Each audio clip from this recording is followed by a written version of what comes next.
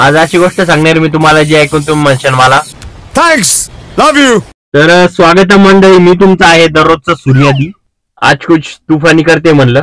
या मोहतरमाला तुम्ही ओळखतच असाल. Yes, one and only Rambha आहे आपली. तर आज रंभेच्या खालचे जे आपलं पाईप आहे ते गंजलेलं आहे थोडा, त्याला पेंट बिंट करू म्हणलं. पण कोणाला माहित होतं ही माझी सगळ्यात मोठी चूक असेल.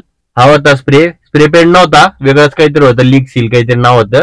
तर म्हणलं याला मारून बघू, पण आणि नाही आता सांगत नाही, पुढे बघा काय झालं.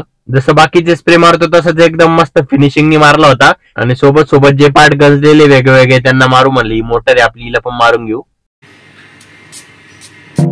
मग काय चांगल्या लगननी आपण मस्त पैकी पेंट केली आपली मोटर.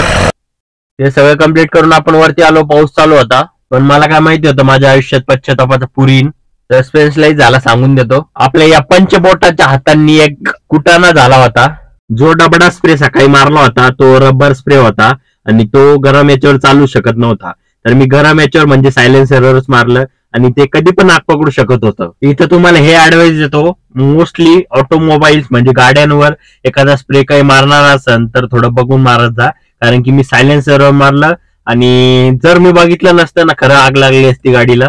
बरं, या गोष्टीतून इतका मोठा काही लाईफ लेसन दिलं नाही मी, पण एक गोष्ट सांगतो, काही जरी करायच्या पहिले थोडा विचार करून करत जा, जे की मी यावेळेस केला नव्हता. एवढाच होता तुमच्या भावाचा पश्चाताप आणि आपला मिनी ब्लॉग हसा खेळाचा गाईज. बाय.